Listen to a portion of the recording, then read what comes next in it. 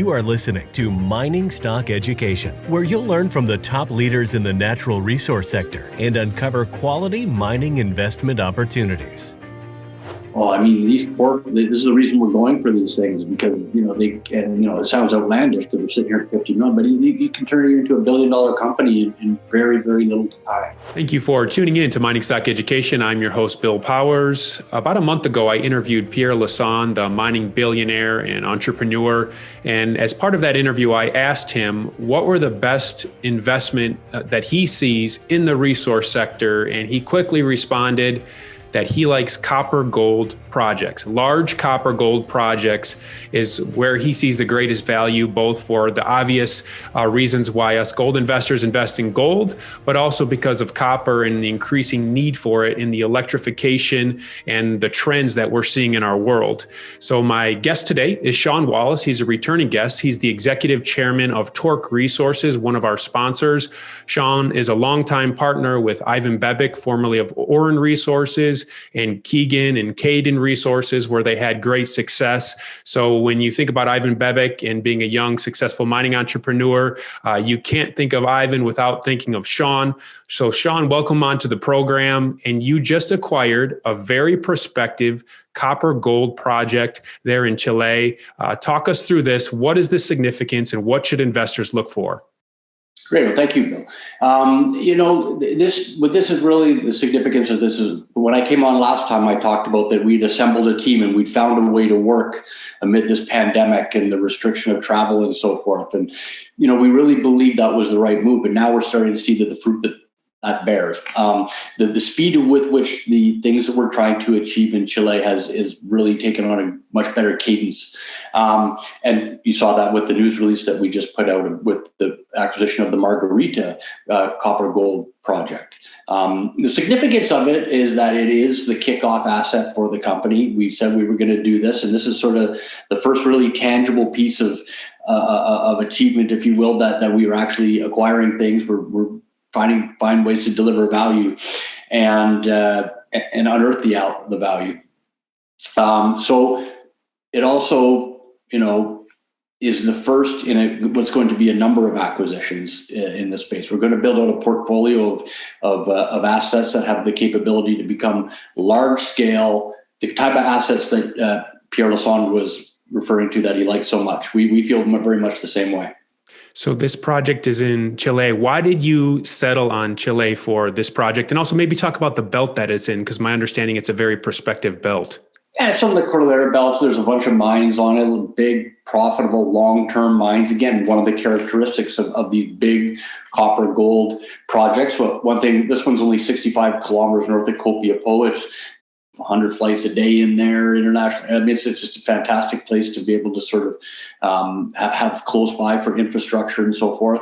Obviously Chile's got a long and storied mining history. It's full of very, very competent technical people.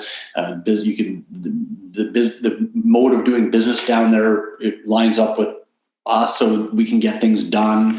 You don't always find that when you go to different jurisdictions. So fortunately, Chile is a place like that. They have rigorous regulations, as they should, as we do here in North America, and I'm all for that. But as long as you have a set of rules, then you know what you have to do, and you just go do it. So there are some historic drill holes, I understand. Talk us through what does this data that you get with the project mean to you? And also, why didn't the previous group acquire it? What's a little more of the history of the project? Well, the project was being held by a family for the last several years, and so there wasn't a whole lot that was done. And often in countries like Chile, you find there's families that are almost institutions, if you will, in their own area. So it's it makes it interesting to try to acquire it from that kind of a structure.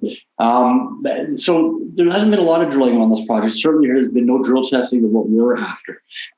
You'll see referenced in the news release that there is like a copper oxide resource. It's not 43-101 compliant, so I can't rattle off the numbers, but it's about 0.5% copper. But that's not why we're there. But it is why we're there, because we're not there to mine that. We don't think that's the end of the story. We think that near surface oxide had to come from somewhere. There's some geophysics that's been done on the project that indicates that thesis is headed in the right direction. So the first thing we're going to do when we get that there is go tighten up that the geophysics spacing.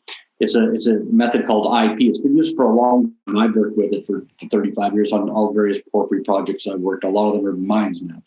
And it's an extremely effective way just for that specific type of deposit.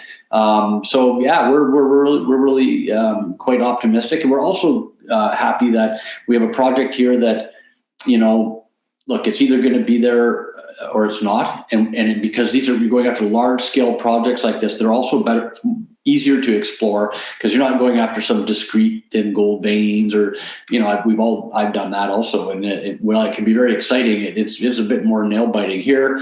The science behind it is a little more straightforward. And also you're not looking for needles in haystacks. You're looking for the haystack. So we're basically looking at some surface work then in Q2 and then drilling in Q3. Would that be the expectation? Yeah, I think we'll be up and drilling in 3 to 4 months. We'll have to go through a small permitting process, but it's not like other jurisdictions where that can take months and months and months. People are getting permits there. Drills are available. It's at a lower elevation, this particular project, so we'll be able to work most of the year. There's times where they're better than others, but you can do it. It's not like in the high Cordillera where sometimes you can't get there. There's too much snow. So you reference future acquisitions. You're in the works of more projects because exploration is high risk, high reward. Sometimes you think it looks good on surface, but it's not there underneath. So investors aren't just looking at a one project company, are they? No, absolutely not. I mean, obviously today that's what we are because we only have one project landed, but I would like to encourage people to stay tuned because there's a lot more to come from us. A question I had as I read through the press releases, I'm obviously an investor in your other companies, Torq Resources, for example, which is in Peru and has a big copper gold project there. The question was in my head, well, why didn't they just roll this project into that company? And I'm sure other investors might think the same because you and your group control several companies. Why did this project land specifically in Torq Resources? Well, there's a number of reasons. One, we had made the decision, and you referenced the companies we haven't improved, but they came from Oren. And at that time, we rationalized the split of Oren into 3 distinct entities for very specific reasons. And they were sort of set up in a way that it really wouldn't have made sense to marry a Chilean asset with the Peruvian one. Sombrero is a fantastic opportunity. I'm very excited about that one coming to market. And when you think about it, the other reason that we split the company up was because we were being undervalued. When you stuff all those assets in one company, all those jurisdictions in one company is confusing. Some people don't want copper in Peru and gold in Quebec, and so that's why we had to get it into a more focused configuration of companies, if you will.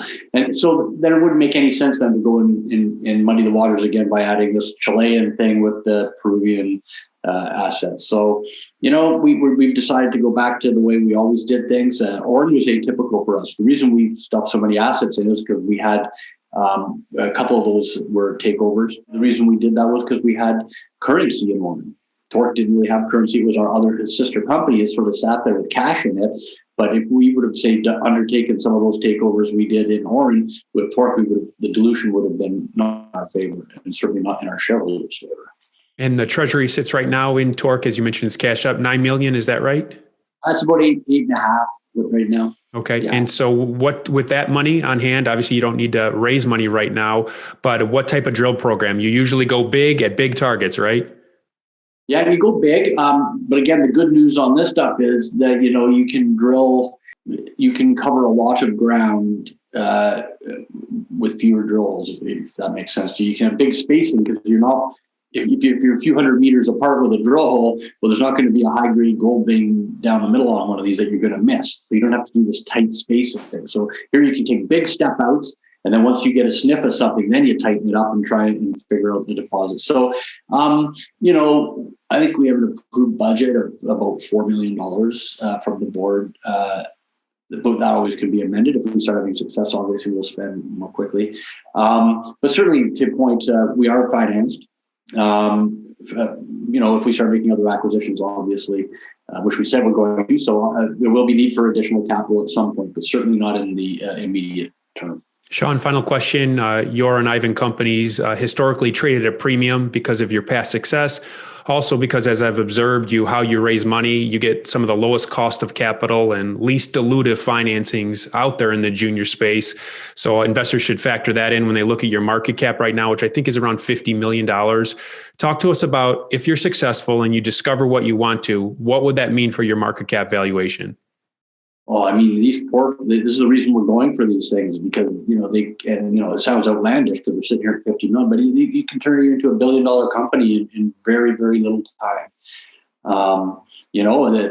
The downside to these types of deposits, they're so big, there's only a handful of companies on earth who would then perhaps be your suitor to take you over. But that's okay. I think there's enough of a demand for these base and precious metals, particularly, copper gold is I think a real sweet spot to be.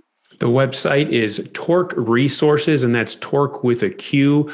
The ticker symbol in Toronto is TORQ, and on the OTCQX, you can find it under TRB as in boy, MF. Shawn, really appreciate the update, and we'll be touching base with you again. My pleasure. Thanks.